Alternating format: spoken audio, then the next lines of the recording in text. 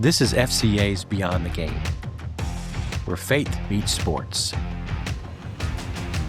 We go beyond the post-game sound bites to real conversations with coaches and athletes who lead by example in every game, match, meet, or moment. We're glad you're here. Now, let's go beyond the game.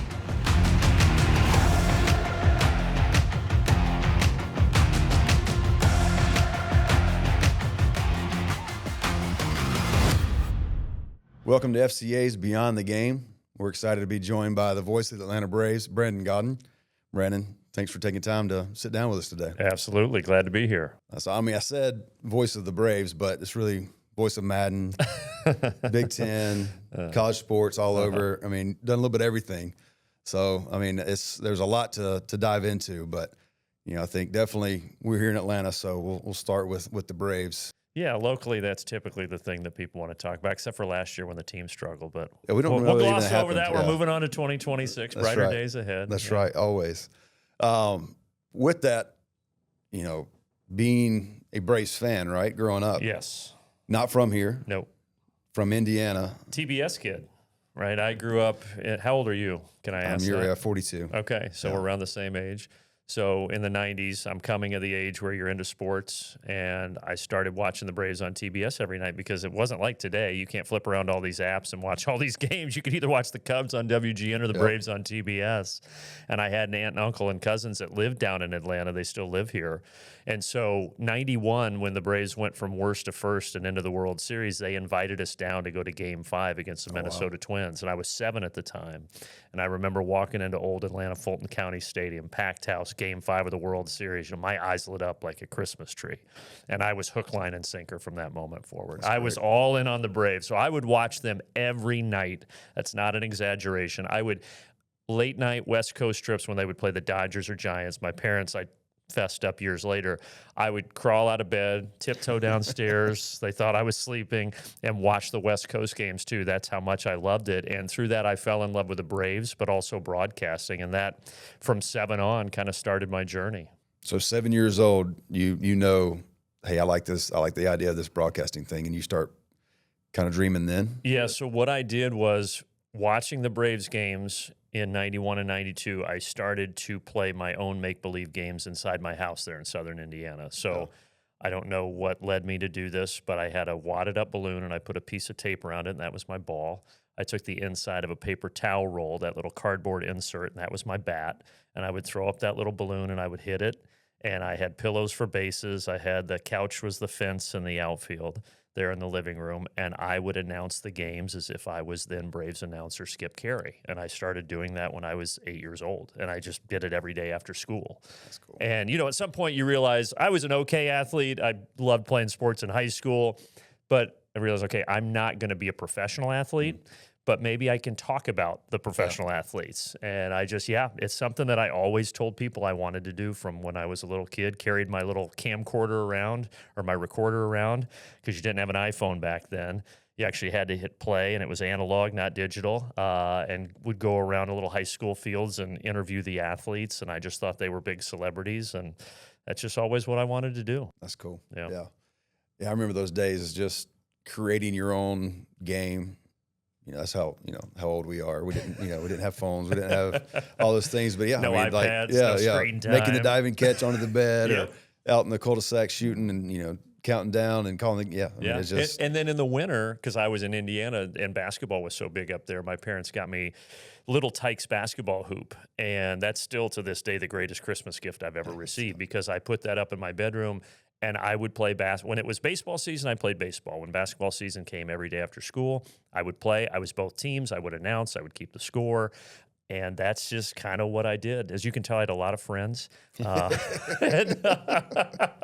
I loved it. I couldn't get enough of it. Yeah. And I had 2 older brothers who were very good athletes. My dad was our high school soccer coach. So sports was just always part of our DNA.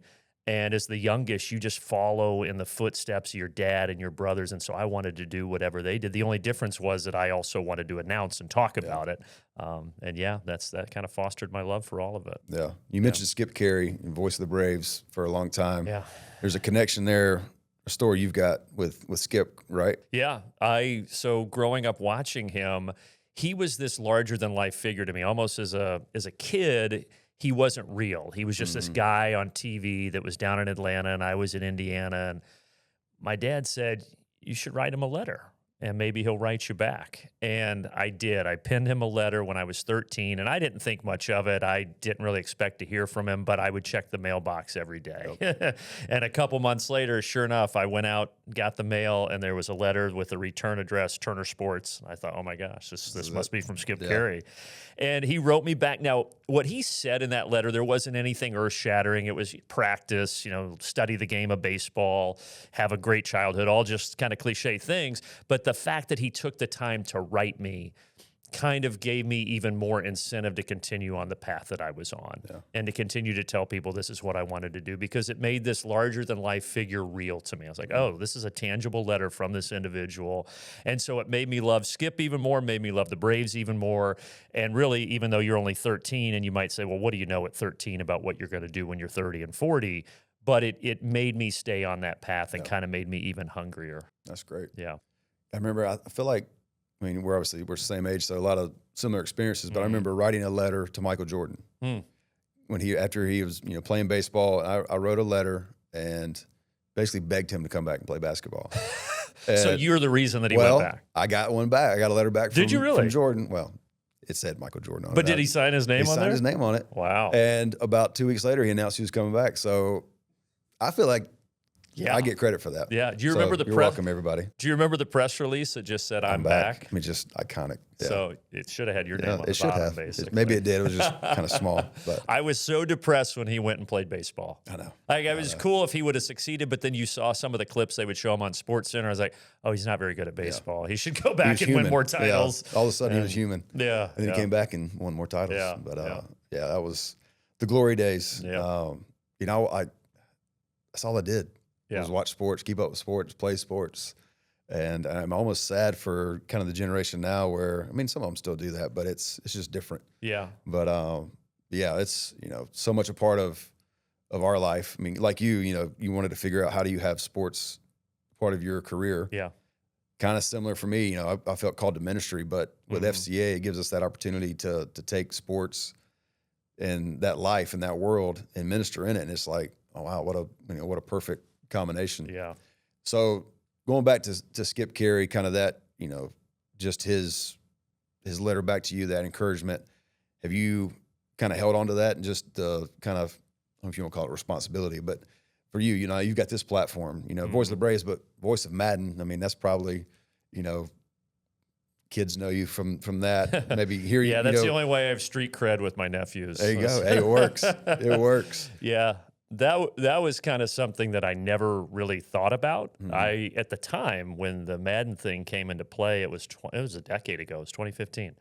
I was at Georgia Tech. I had moved to Atlanta in 2013 to be the Georgia Tech radio announcer for basketball and for football. I'm in my third year there, and I get this cryptic message on LinkedIn, and it says it's from the director of talent at EA Sports. Now, certainly I was familiar with EA Sports, but I'm thinking, why would they be reaching out to me? And the woman said, we want to talk to you about an opportunity. I thought I was being punked. I was like, why would, it's 2015. There's other ways to get my information. Why LinkedIn if you really want to talk to me? All we need is you to fill out your credit card information, Social Security number. This Saudi prince needs $25,000. And so I reach out, and she said, we are moving on from Jim Nance as our play-by-play announcer, and we've identified you as somebody we want to come down to Orlando, where their studio is, and audition. And at the time, where I was in my career, I wasn't in a spot where I was someone that I would have thought would have even been on their radar. But one of their producers happened to hear one of my calls that I think had been played on SportsCenter, and he thought I had a sound that would work really well on the game. And so they brought me in as a dark horse candidate. But I still didn't think much of it because I knew they were bringing in big national TV names. But I went down, and the audition just went well. They have you read a script. I also grew up kind of silently with this interest in acting. And so when they handed me the script, for whatever reason, reading that script just felt very natural to me. So it was kind of this merge of both play-by-play broadcasting and acting. And I thought, well, we'll see what happens. And sure enough, 2 weeks later, I'll always remember when I got that phone call, I was here in Atlanta getting ready to walk in and play pickup basketball with some friends. and the phone rings, and it's a 407 number, Orlando area code, and I picked it up, and they said, we would like for you to replace Jim Nance and be the next play-by-play voice on the video game. And it's one of those, you only get certain moments in your life professionally where you will remember everything about that moment. And I will remember everything about that moment. I remember how sunny it was, the tree I was looking up at, I was holding my basketball shoes. And yeah, I mean, it's been a thrill of a lifetime to be able to do that for the last 10 years. Getting the call about Madden, getting the call about being the voice of the Braves. That's another one. Yeah. So talk to us about that. Like, what was that process like? Did you even have a clue? Like, where did that? How did that play out? It was a whirlwind. So I got the Madden thing, and at that time, I also transitioned away from Georgia Tech and started to do TV. It just kind of all worked out that things happened together. There was an interest from, at the time, Big Ten Network and Fox Sports to have me come and do some of their college basketball and college football. And so there was a lot of new happening in 2016. And I did all of that for several years, was entrenched at Fox doing games and Big Ten Network and doing the Madden thing. And all of a sudden, out of nowhere, we talked about Skip Carey. Skip's son, Chip, announces that he's leaving to take the St. Louis Cardinals job. And so there's a vacancy for the Braves TV play-by-play role. Obviously, I grew up an incredibly huge Braves fan, and as a kid, that was my dream job. I'm living in Atlanta. I'm 10 minutes from the stadium. And when I left Georgia Tech, I thought that would probably be my last team job ever. I thought that I was just probably going to stay on the network side. But I thought if there was ever a team job that I would be interested in, it would be the Braves. I just figured Chip would retire there. He was still at a pretty young age, long runway, great announcer, well-liked, iconic family. But he announced he was leaving, and I remember looking at it, my face just turning white on the screen. I was like, oh, my gosh. Wow. So I reached out. There was mutual interest, and it happened so quick. This was 3 years ago. It was from the time that I connected with them until they had sent me the offer letter. I think it was only 10 or 11 days. So I didn't even have time to process it before it was becoming reality. But again, that's another phone call that I got late at night on a Tuesday, about a week and a half after interviewing, when they said, it's yours if you want it. I was like, holy cow, this is the job that I had thought about when I was 7, when I was 8, when I was 15, when I was 20, and here it is. And so, I still get chills a few years later thinking about that moment. Yeah, I mean, that's incredible. And I mean, it seems like what a great job. This is incredible. Like, it's all sunshine and rainbows. But I think about 162 games. All over the country. A lot of baseball. A lot of baseball. Like, and just travel, and then all your other jobs and things that you do. Like, you got to be just on the move all the time. Like, what's that life like? So when Madden first started, and then I started getting into TV, I was, I think the first year I did both of them, I was on 200 flights that year. So, because I would go down to Orlando every week. I would take the first flight down every Tuesday morning. We would record Tuesday and Wednesday. I would get back on the last flight back and return to Atlanta Wednesday. If it was football season, I would leave Thursday to go do whatever football game I was doing. Sometimes I would double up and do an NFL game on Sunday. And so you're just kind of bebopping and scatting around. Get your diamond medallion on Delta. Doesn't get you a great social life. But look, I knew what I signed up for. Now in 2025, going into 2026, I don't have to go down to Orlando anymore for Madden because we do it all remotely. If there's one thing the pandemic gave us, it's remote recording. There you go. They worked it out, so I can just do that from home. I don't have to go down there. But yes, I still travel a lot right now during college basketball season. The good news with the Braves is you have the luxury of traveling with the team. So, you get spoiled. They're chartered flights. They're nice hotels. They take care of you. You don't have to think. You can kind of turn your brain off. During basketball season, you're kind of on your own. You're a nomad out there bouncing from, Michigan State to Indiana to Purdue and all over the place. But and I mean this, I'm not just saying this, is the travel a grind? It is, but I also realize I'm getting to do something that a lot of people would love to be able to do, and something that I grew up passionate about and dreaming about. And so I fail at times, but I try to always keep that in perspective. Like yesterday when I had a 6-hour flight delay home from Chicago, and everyone's frustrated. And did I want to be delayed? Of course not. But I just thought it's okay. Like this is a quote unquote first world problem, and you're going to be all right. So, how does your faith intertwine with your your world, your sports life? Like, how does that? Do you see parallels? How do you keep from just saying, okay, this is work. Yeah. Here's my faith over here. How do you kind of, combine the two? It can be hard, especially in the sports world. Yeah. And you know that. It comes with a strange lifestyle. I think the hardest part for me is being gone a lot on Sundays and not being able to be in church regularly, not being able to be in a small group. You really have to be disciplined about that. Now, I have found people in all of the roles that I do that share my faith, and that's helpful to have a little bit of accountability and a little bit of a touch point on the road when you're going through that. But that lack of consistency with church, and I've talked to other people about this in the industry, that can be difficult. It can really be difficult. I was blessed. I am blessed. I grew up with the best family ever, and two loving parents who took us to church, who were invested in our lives, who were there at every sporting event, who tucked us in at night. So I realize how blessed I was. There's not many people that get to have the opportunity that I do and the family that I do. And so I don't have one of those stories where, I came from a tough background and then all of a sudden someone helped me and a mentor turned me around. My parents were always there, and my mom's parents lived down the street, and they had a rock solid faith. And so it was just something that was always a part of my life. Now, I'm a believer that when you come of age, whenever your brain develops, you kind of have to make that decision on your own, right? Your parents can hold your hand for so long, but at some point your faith has to become yours. And for me, that really happened, I would say, in two phases. It happened once in high school when I first accepted Christ. I felt like on my own, of my own decision-making. But then again in college, I was never the kid who was drinking or staying out late or doing bad things. Like, I've had a pretty straight-laced life. So I never really had that veer off the path, but I am a very logical thinker who struggles sometimes with understanding that miracles are real and that someone could die on the cross and ascend into heaven. That story sometimes with my logical brain, it can get log jammed. And so for me, I had a period where I was just like, is this really true?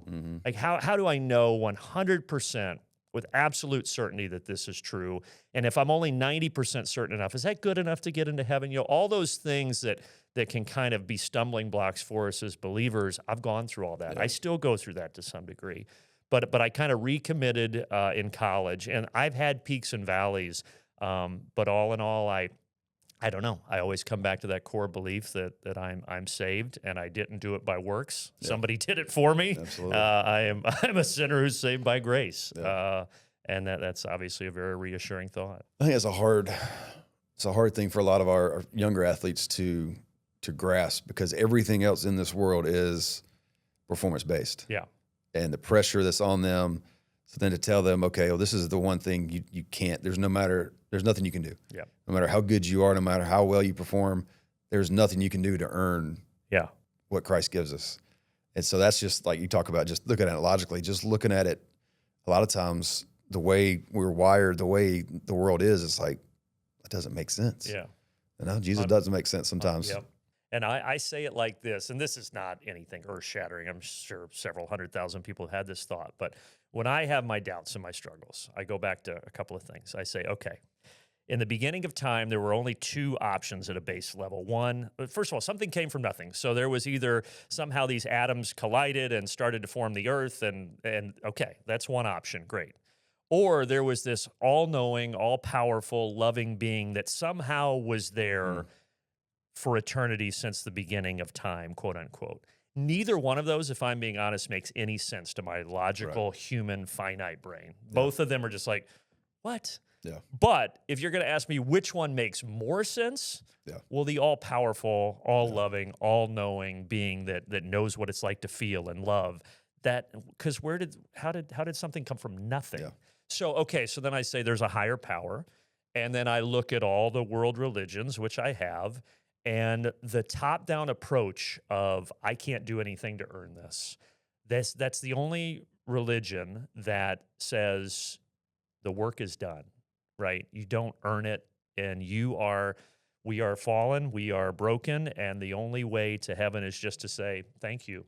I accept that you've done all of this for me, and that kind of reassures me that while I have my doubts, that pathway of thinking just kind of reaffirms that this is what makes the most sense to me. And then that I kind of look at it as a bridge. So when I say, oh, I'm not 100% certain that it's sure, there's always that little bridge of faith. And if you fall back on that and you truly trust in Christ, I feel like he closes that gap for you. Yeah. And when I really feel like his arms are wrapped around me and I'm crossing that bridge, there's nothing better than that feeling. Yeah. And it's a relationship. I mean, I think that's the hardest part for some people to get. It's a relationship with us and Christ. Mm-hmm. And to look at your story, to look at your life and go, well, I know there's no other explanation for how that happened or why that happened other than Jesus, other than an all-powerful God in control. Like, I've got my story, you've got your story, and then we've all got a story that we can tell and how God works in our lives. One thing you said, you mentioned kind of with your schedule and all around and not being able to maybe be at church on Sunday. I mean, I think that resonates a lot with a lot of athletes now. Yes. I mean, you look at the world of high school sports, middle school, I mean, all the way down to 7 and 8 year olds. I mean, it's every weekend, it's traveling, it's going all over the place. There, families are not able to be at church on Sunday. That we were there Wednesday nights, Sunday morning, Sunday nights, like it was all the time. So now, like, believers have to figure out on their own how they're gonna have that relationship, how they're gonna pursue the Lord. So just you talk about being disciplined. What are some things you would share just that you've had to figure out from a discipline, routine perspective that maybe would be helpful to others that aren't able to be on a campus on Sunday morning going to church? Well, you knew we couldn't do this podcast without getting quiet time in there. That's right. So, That's right. We checked our Christian box. That's right. You have to be disciplined with it on the road, and sometimes I fail at it, but it's having a routine for me, because I'm a very routine-oriented person, right? I wake up around the same time. I work out around the same time. I do the same workout. Like, there's just certain things about me that with my lifestyle and travel schedule, if I don't work that in, it won't happen. And it's kind of the same with quiet time. And that's something that I like to do after I get my morning going before I fully launch into my day. And I've tried different methods with quiet time over the year, and where I've really struggled, honestly, more than quiet time is prayer, just earnest, good prayer. There's a lot of times, if I'm being honest, it's early in the morning, I'll start praying and I'll fall back asleep. I'm like, come on, Brandon, get your life together here. But that's real. So I've started actually praying a little bit more at night. And sometimes I'll fall asleep when I'm praying, and I'll just say, you know what, that's the Lord just putting me to sleep, because sometimes I have trouble falling asleep. But no, it's about structuring your day and saying, I am going to get this, even if it's 5 minutes, even if it's 2 minutes, I am going to get this daily dose in there to kind of set my mind right. And there have been droughts. There have been times where I've gone weeks without it, and it's frustrated me. But ultimately, because I've tried to stay so regimented with my schedule, I've kept that a part of it, and it's been a big help. Yeah. Now, I also mentioned it's great to have fellow believers on the road, and that is a great thing when you have that. And I've been lucky to have that at certain points with these different jobs. The Braves also, you take example, all these professional sports teams, something people may not know, but you probably do, is that all these sports teams on Sunday, whether it's an NFL team, Major League Baseball team, they offer a chapel. Now, look, it might not be the message that you're used to or the church that you're used to going to, but the bottom line is it's a group of believers, or at least people that are wanting to hear something about the message of Christ, getting together for 10, 15, 20 minutes. And I always appreciate that a lot of these, I think all of them do it. I know the Braves do, that they have some element of that on a Sunday for the guys that want to do that. And quite a few guys do attend it. And, that's really neat to see, because it can get, for these athletes, more so than us, do we have temptations and different things? Of course. But these athletes, it's on a different level, right? I mean, that they have temptations left and right that they have to battle. They're making so much money, I'm sure, on the road for these guys. There's temptations of women and all the other things, right, that they're going through. And so I think, have that little touch point and to find out who your shared belief is with on the Sundays in chapel. I can at least only speak for the Atlanta Braves players that go, but I know that that's a big part of what they do. Yeah. I mean, that was a huge part of my, launching point, I guess, in my faith, where I really got serious about Christ and trying to live for him and trying to glorify him, was that small group of guys, that we were in a group together and held each other accountable. And they were, my guys I went to when I was struggling. And it's, hearing that you've got, some of those that you rely on. That's great to hear. And just looking at kind of the sports landscape right now, what launched this idea of this podcast was seeing what seems to be kind of a movement of sorts. More, athletes, giving honor and glory to God, living for Him. We've seen 2 NFL players, that we know of, baptized, before games on Sundays, and that gets its own, train of thought and discussion going on, whatever you think there. But it just seems that there's a lot of players, coaches, just people of influence in the sports world that are more outspoken. Yeah. And with that, that's why we want to give, people involved in sports the opportunity to go in depth and to share about their faith, because it usually is a 3-second, clip, a 3-second, just, you want to give honor and glory to Jesus. Yeah, but on 4th down there, what just, Yeah. so just seeing that movement. I mean, you're involved in all different sports. What are you seeing? Is it something you've noticed as well, that Jesus seems to be on the rise? Yeah, the perception kind of, I would say internationally and even here in the U.S. is that we are more being taught as young people, worry about yourself and focus on yourself and take care of yourself. And certainly you need to do that. But I think we've kind of gotten away of the message of, but it's also about the other people. Yeah. And the message of the gospel is, you're important, but you should serve others first. And I think our young people right now, from what I've seen, and I don't have any kids, are receiving kind of conflicting messages. And they also always have their cell phone, right? And there's a lot of bad in cell phone, but there can be some good in cell phones and the tablets as well. But I think they're just basically craving attention. Yeah. I think that's what they are craving now, because they're seeing everybody's life lived out on this phone. Like, oh, well, I want that attention. How many likes did I get? And that just, when you start to fill your life with desires for that, I think it takes away from what you're ultimately seeking. Like all of that glory that you think you're going to get from the video you post or the picture, to me, if you're going to make it about a real deep discussion, is you are seeking affirmation that can really only be found in Christ. But I guess all that to say, I think our young people are confused right now. They're searching for more answers, and I think some of them are turning to Christ or some faith-based center to ground them. Yeah. And so I think there's a real opportunity with this generation to hopefully bring more of them into that realm. I will say this, you do see a lot of athletes after a game say, glory to God, et cetera. And then, 2 days later, maybe that same athlete gets pulled over for a DUI. Yeah. And the non-believers take the opportunity to say, typical hypocritical Christian, and I always just say that's so frustrating, because we're not supposed to judge the Bible by the people that are trying to live it out. You're supposed to judge it based off the message that is the actual gospel. Yeah. Okay. Yeah. And you can't just say, well, that guy said he's a Christian and he did something awful to his wife. Yeah, no one in the Christian community is saying that is a good thing to do. Right. And I just, that's what's hard to see sometimes from afar, is how ready people are this day and age to pounce on anything negative and jump in the comment section.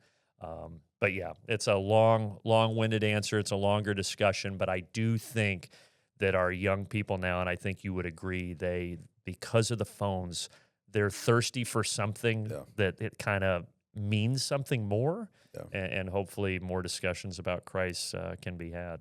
Yeah, I think a lot of folks still, they're hesitant to share their faith. They're hesitant to proclaim the name of Christ, because they are worried, okay, what if I do screw up? Yeah. I heard there was a pastor on his podcast. He was talking about being at a game and seeing a fan in an NFL game wearing a jersey of the team, getting escorted out, being drunk, causing a scene, whatever. They escorted him out, but nobody in there said, well, I'm not a fan of that team anymore because the person representing the team in that jersey did this. Yeah. But yet that's what happens with our faith. Yeah. And with followers of Christ. It's like, oh, well, this Christian did this, so I don't want anything to do with Christians anymore. Yeah. It's like, well, wait, we don't do that with other things, but what is cool about sports, and this as well as anybody, is how it does unite people. Exactly. And it's cliche, but it is so true. You go to a sporting event, you go to a Georgia game, there are people high-fiving in the stands that if they were next to each other in November at the polling station, they would hate each other. Exactly. But they were brought together cheering for these 18 to 22-year-olds wearing the same jersey. And some people may say, well, yeah, but that's superficial and it's silly. Yeah, but there's a point to it. There's a point that if we seek what brings us together rather than what divides us, we will ultimately realize that we are all much more similar than we are alike. And I think we jump so quickly to how are we different and how can I get in the comment section and say, that's a stupid belief and my belief's superior. If we just would stop that and look at what makes us similar and say, well, wait a minute, I'm more alike that person than I am different from that person. And that's really where sports is magical. Because I have seen sports bring people together of every different background. And it for a second, it warms your heart, and then they leave there and they get in their place of work, and then they hate that person who they were just cheering with the day before.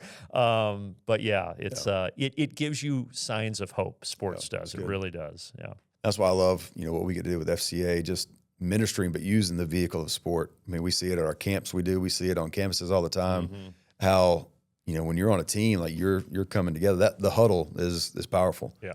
And so I love that thought and love, pursuing that.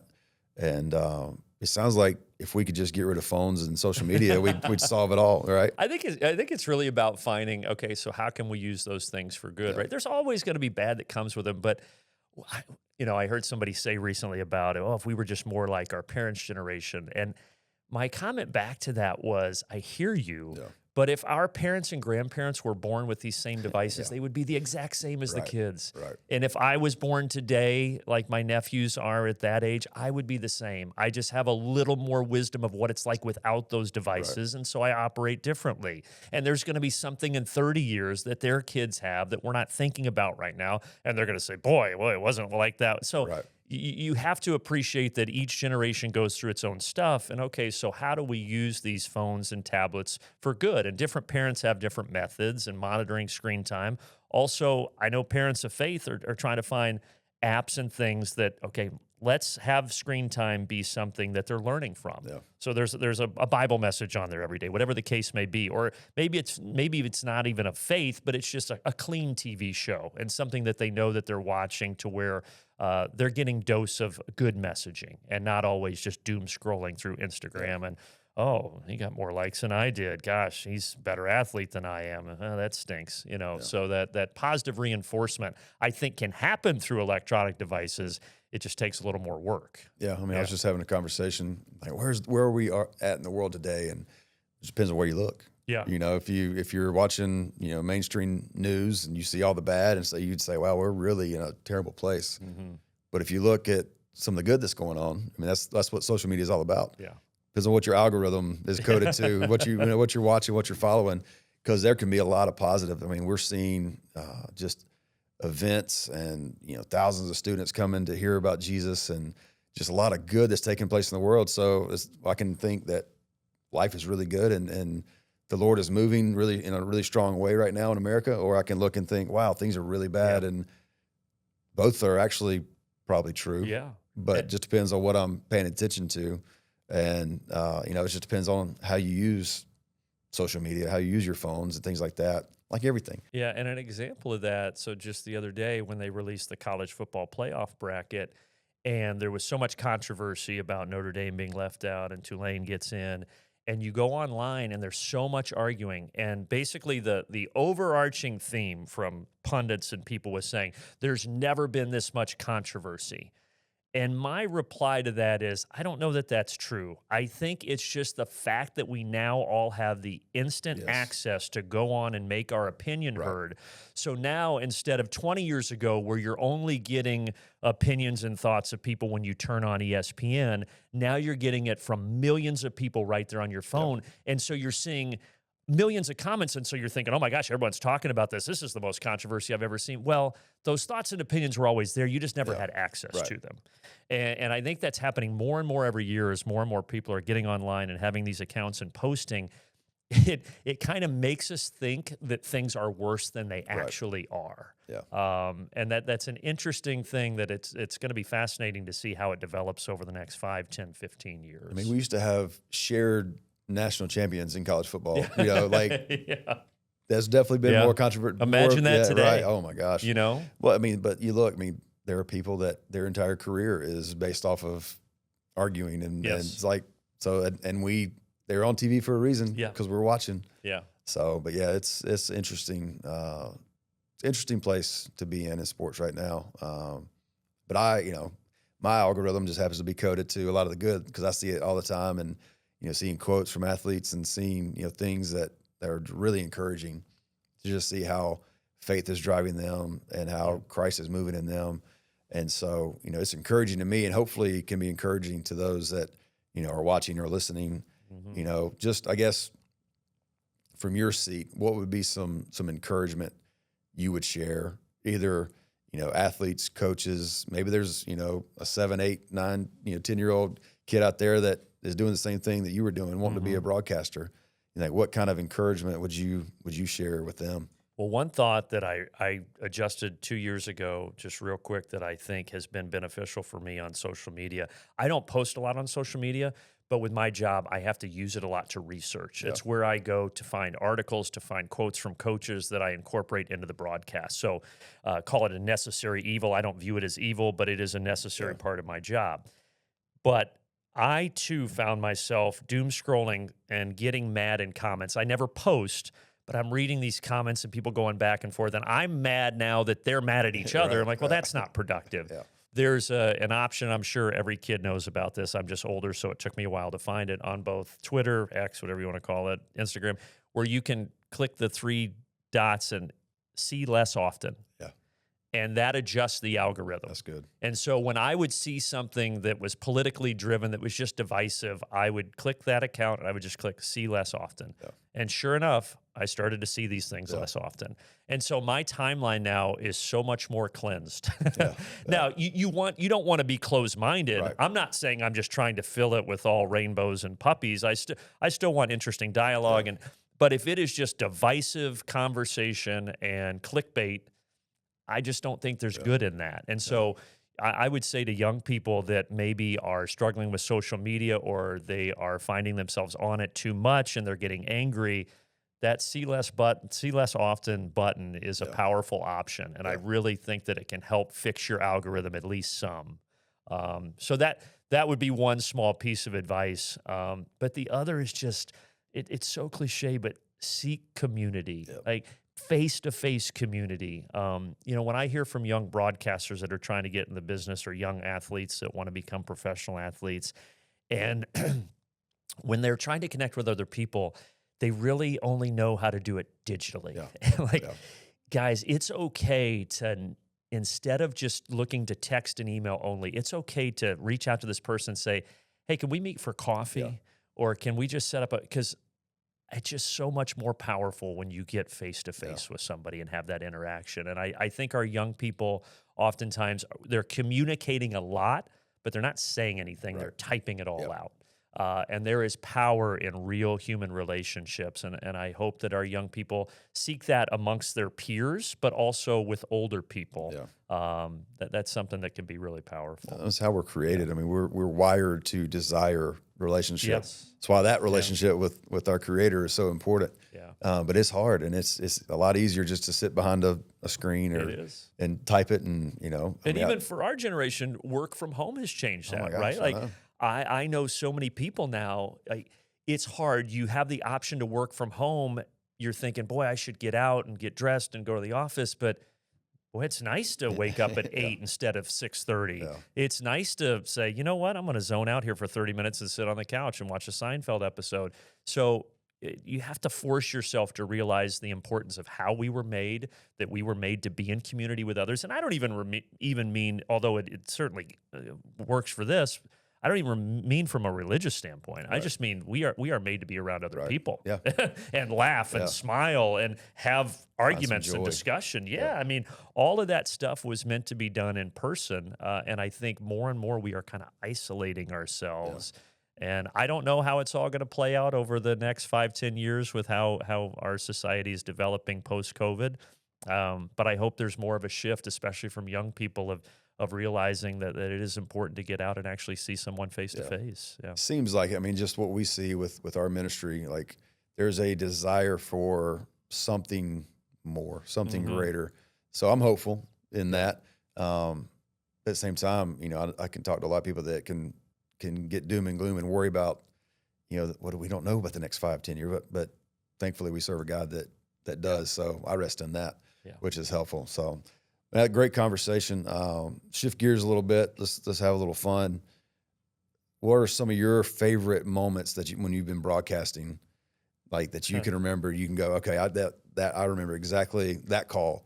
Yeah, it's been such a great journey so far. I've been spoiled. I've worked some amazing games, buzzer beaters, walk-off home runs, but there's certainly are a couple that stick out. You know, I went to Butler University in Indianapolis, and you know, some young people may not remember, but Butler was a small program, and then all of a sudden in 2010, they went to the Final Four from a small conference, and it was a really big deal. They lost to Duke in the national championship that year.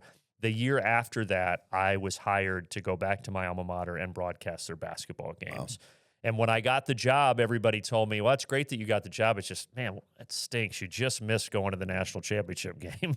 But well, lo and behold, they go the next year as well. And being with that team through their journey through March Madness and the wins that they had, and then beating Florida in the Elite Eight down in New Orleans that year to go to another Final Four, as an alum of that school and someone who had grown so close to that coaching staff and Brad Stevens and all of their players, Gordon Hayward, it was a very, very special moment. That clinching call, actually, I hated my call of it, but the final call when they beat Florida to go back to the Final Four, and I'm 26, I'm just thinking, how cool is this? I'm calling games for my alma mater.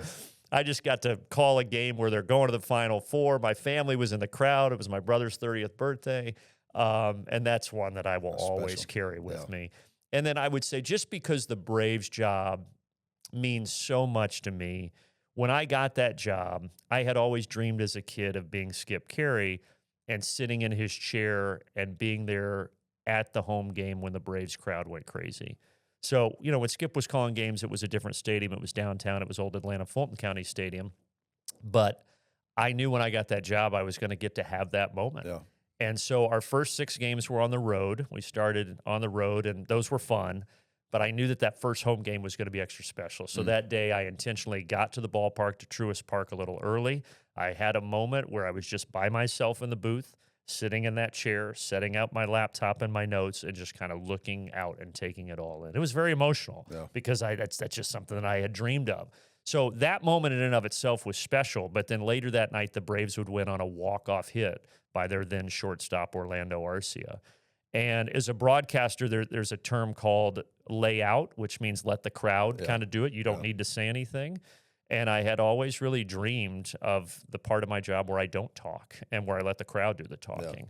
And I got to do that night in the first game at home in front of 40,000. Walk-off hit. I punched the call. I think I said the Braves walk it off in the opener, and then I just shut up. And I took one of the – so you have your headphones on, covered both ears. I took the right one off just so that I could listen to the crowd and like just take it all in. That's cool.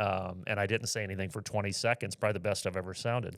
But that's a moment that you will always carry with you. You know, it's one of those things that I tear up thinking about it because it's just that's what I wanted as a kid, and God was good enough to me to give me that moment, and I'll always take it with me. Yeah. How much? I know you got to do a lot of preparation. You got to plan. But in those moments, like how much is planned versus just, you just in the moment saying what needs to be said? Yeah. I mean, I'd like, the 2010 game, Jim Nantz, it almost went in. Yeah. It almost went in. It's great memory. It's like, well, I was watching that game as a fan, maybe of a different team. Oh, you were cheering for Duke. We all have our mistakes. Yeah, we do. I got Coach K stories though. So, but yeah, so just like, how do you even go about that? Because there's times where you watch a game, you're like, man, how'd he come up with that? Or, Yeah, it's a common discussion amongst announcers. And Jim Nantz, throughout the years, received some flack for his championship call always sounding canned. Yeah. And what I say to that is the truth is somewhere in the middle. Anybody that says that they never think about what they're going to say is probably lying. Yeah. And I also think it's bad to script what you're going to say because it's just better when it is more natural. There's a middle ground there. So I'll give you an example. When Ronald Acuna Jr. was getting ready to be the first player to have 30 homers and 70 stolen bases during my first season with the Braves, and that night was coming where it might be the night where he was going to do that. Had I thought about what I was going to say? Well, sure, because that's a call that's going to live in Braves history. Yeah. But I did not want to, and I did not write anything out. I just told myself, be ready for that moment, make the call quick and concise, and get out of the way. So that's the preparation, is knowing that it's coming, knowing historically that you want to document it, and that's what I tried to do. But I think the best moments, like Miracle on Ice with Al Michaels. Do you believe in miracles? Yes. Like those are the moments. I could have thought about Ronald Acuna doing what he did, how the U.S. won that hockey game back in '80. There's no way that Al Michaels could have prepped for that. Right. So those moments, because the game, we always say the game is the thing. It's just our job to not get in the way of it. Like, nobody's watching the game because the announcers are on it. My mom might be. But nobody's watching it because the announcers are on it. So it's your job to just kind of hit the accent of the moment and then get out of the way. But I do think the best calls in sports are the ones where we're all surprised and the outcome is shocking and the announcer's surprised and they say something great. It's simple, it's short, it's sweet, but it sums up the moment and they're done. And that's what I try to keep in mind. Do you have a favorite of others that you either growing up or you just remember, like, that's got to be one of the best calls? We can cut that part out if we need to later, just so we don't hurt anybody's feelings. No, honestly, there's so many things that come to mind. I will say this. What I appreciate about guys like Joe Buck and Jim Nantz and Al Michaels, kind of the older guard of announcers, is that they tend to talk less, I think, than us younger announcers. And I think there's a couple reasons for that. One is that they grew up with less information. We get inundated with so many facts and numbers. There's so many graphics on your screen because these television crews do such an amazing job. But as an announcer, you feel like, I've got all this information. I need to share it. But there are times that it's just okay to not talk. And I think those older guys that I mentioned are so good at just knowing when to talk and when not to talk. And that's why I really love to watch them. And I say all that to say this, and you'll remember '98 when Mark McGwire and Sammy Sosa were going back and forth to who was going to break the home run record. And McGwire was getting ready to hit 62, and Joe Buck was on the call. And I always remember the call. It taught me a lot as a kid because it was so simple. It was down the left field line. Is it enough? Gone. And that's it. Done. It's all you needed. Yeah. It's all it needed. And then he waited. He let the crowd do his thing. And then he jumped back in and gave historical context. He's the new home run king, whatever he said. But you don't need to have these long sentences with conjunctions.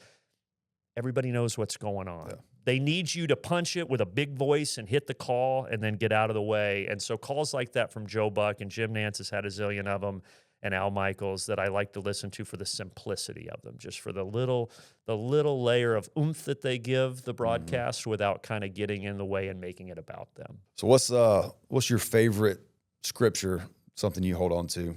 It's funny, my three siblings, I've got a sister and two brothers. I'm the youngest, and I think they would all say the same one because my grandmother, my mom's mom down the street, would give us a weekly Bible verse to memorize for a year. There was a year where we all did that together, and she put them on little note cards and printed them out and taped. And it's back when she had to do it on the typewriter. But anyways, it was Proverbs 3, 5, and 6. Trust in the Lord with all your heart, lean not on your own understanding, and all your ways acknowledge him, and he will make your paths straight. It's my grandmother was special. She's gone now, but I'll always carry that with me. That's awesome. Yeah. Legacy. Yeah. That's a legacy. Yeah. That's great. Yeah. Well, thanks for joining us on FCA's Beyond the Game. Brandon, thanks again. Absolutely. Thank you for your time. Follow us on social media and all platforms, Atlanta FCA, and like and subscribe. We talk about social media as a bad thing, but kind of need it. We kind of need it. So follow us along on this journey, and we'll see you next time.